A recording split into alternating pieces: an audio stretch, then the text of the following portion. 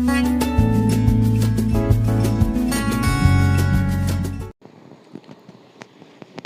Everyone. तो आज हम इस वीडियो में स्कूल ऑफ हिंदू लॉ के बारे में पढ़ेंगे और उनको हिंदी में हम बात करेंगे उनके बारे में। जैसे कि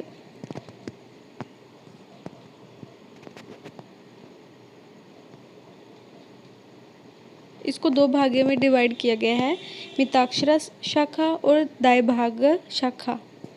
मिताक्षरा की 5 उपशाखाएं निम्नलिखित हैं, जैसे कि बनारस शाखा। पंजाब तथा मिथिला को छोड़कर यह शाखा समस्त उत्तरी भारत में है, जिसमें उड़ीसा भी सम्मिलित है। मध्य भारत की भी स्थानीय विधि हिंदू विधि की बनारस शाखा से प्रशासित है। मिथिला शाखा, यह शाखा सामान्यतः उत्तरी बिहार में प्रचलित है। कुछ विषयों को छोड़कर इस शाखा के विधि मिताक्षरा के विधि है।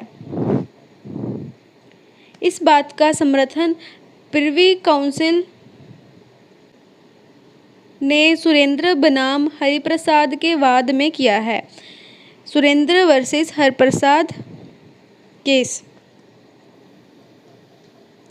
द्राविड़ अथवा मद्रास शाखा। This is third one. समस्त मद्रास में हिंदू विधि की मद्रास शाखा प्रचलित है। पहले यह शाखा तमिल, कर्नाटक तथा आंध्र उपशाखाओं में विभाजित थी।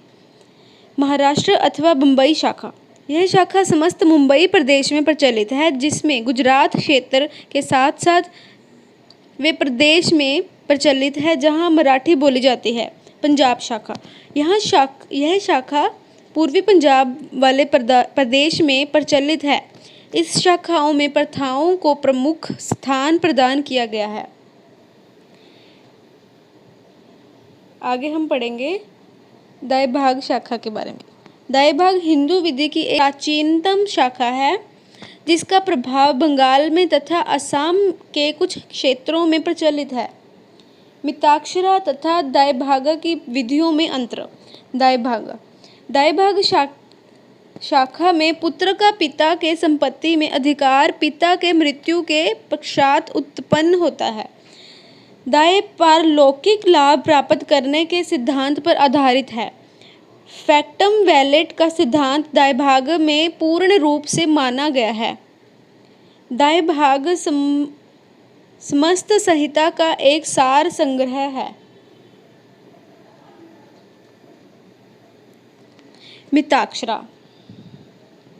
मिताक्षरा शाखा के अंतर्गत संयुक्त संपत्ति में पुत्र का पिता के पैतृक संपत्ति में जन्म से ही अधिकार हो जाता है। दाय के संबंध में यह सिद्धांत रक्त पर आधारित है। फैक्टम वैलेट का सिद्धांत मिताक्षरा विधि में सीमित रूप में माना गया है।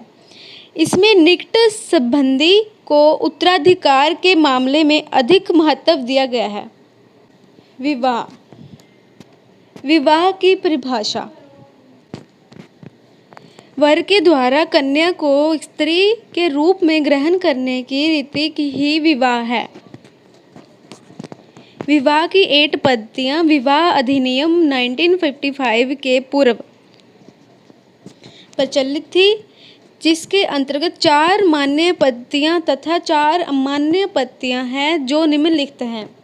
मान्य विवाह पद्धतियां: ब्रह्म विवाह, दैव विवाह, आश्रय विवाह, प्रजापत्य विवाह।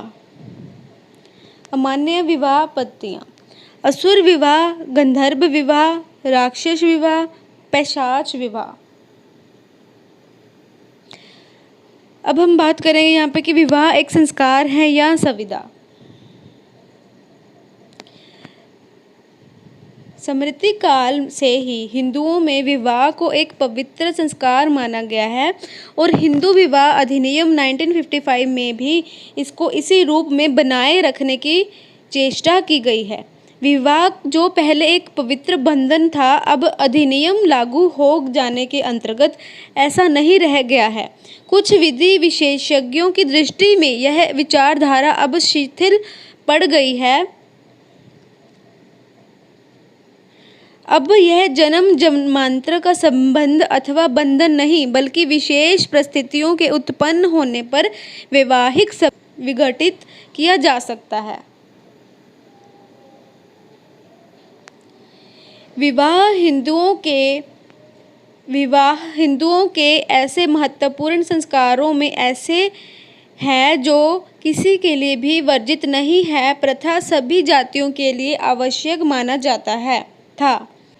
इस संस्कार के अनुसार स्त्री एवं पुरुष में एक पुत्र उत्पन्न करने के लिए एकीकरण होता है।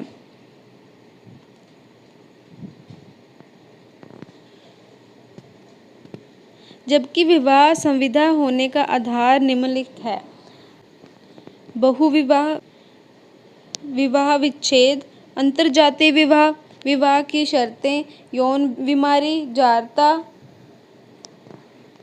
उम्र में परिवर्तन इत्यादि। अब हम कुछ केसेस की रेफरेंस यहाँ पे लेंगे। भगवती शरण सिंह बनाम परमेश्वरी नंदर सिंह, भगवती शरण वर्सेस परमेश्वरी नंदर सिंह। इस मामले में निर्धारित किया गया कि हिंदू विवाह एक संस्कार ही नहीं बल्कि एक संविदा है। पुरुषोत्तम दास बनाम पुरुषोत्तम दास। इस बाद में निर्धारित किया गया कि हिंदू धर्म में विवाह एक संविदा है और संविदा के फल स्वरूप उसकी संतानों का अस्तित्व है। हिंदू विवाह अधिनियम 1955।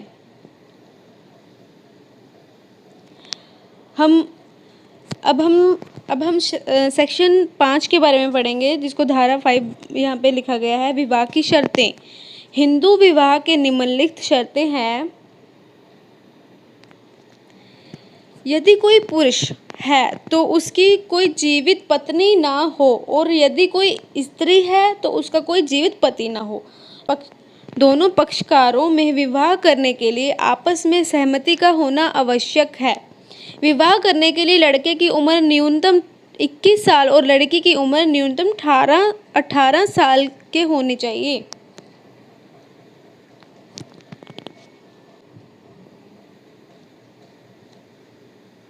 अब हम कुछ महत्वपूर्ण केसेस के बारे में पढ़ेंगे यहाँ पे।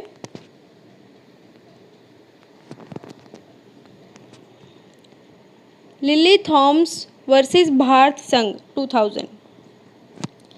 इस वाद में पत्नी के रहते हुए भी पति ने दूसरा विवाह कर लिया तथा अपराध से बचने के लिए उसने धर्म परिवर्तन कर मुस्लिम बन गया। वो अपना धर्म चेंज करके मुस्लिम बन गया।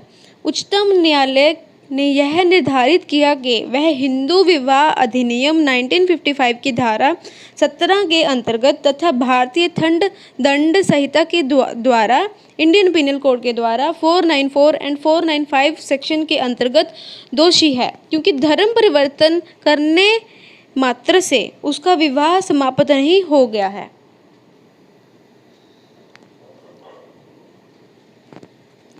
गुलाबिया बनाम सिताबिया।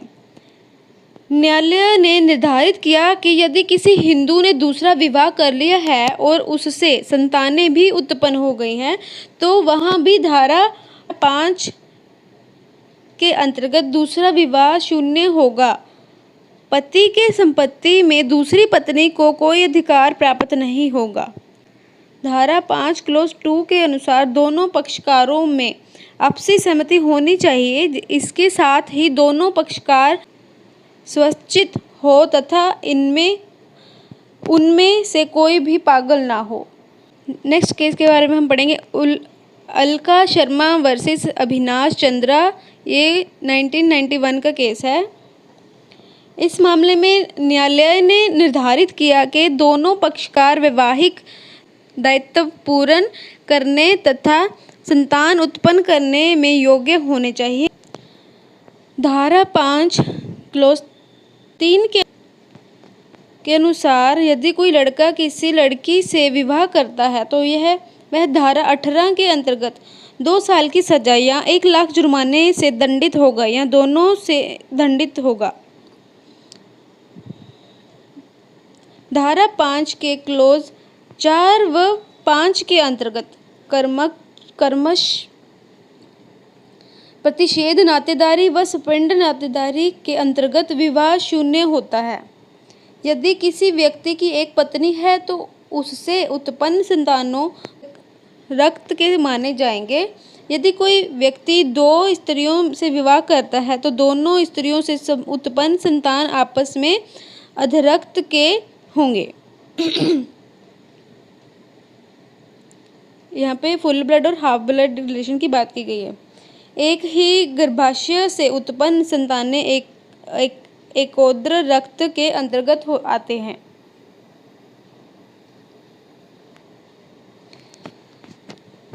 आगे हम केसेस के बारे में बात करेंगे।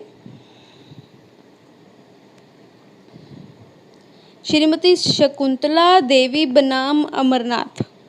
न्यायालय ने निर्धारित किया कि रूढ़ियों के आधार पर जो अति प्राचीन तो हो तथा मानव स्मृति से परे हो, उस स्थिति में प्रतिषेध संबंधियों के बीच विवाह हो सकता है यदि यह प्रथा प्राचीन समय से निरंतर चली आ रही हो। तो हम ये वीडियो यहीं पे समाप्त करते हैं। नेक्स्ट वीडियो में आगे जो सेक्शंस हैं वो हम कवर करेंगे, तो पूरी वीडियो देखते रहिएगा। Thank you so much.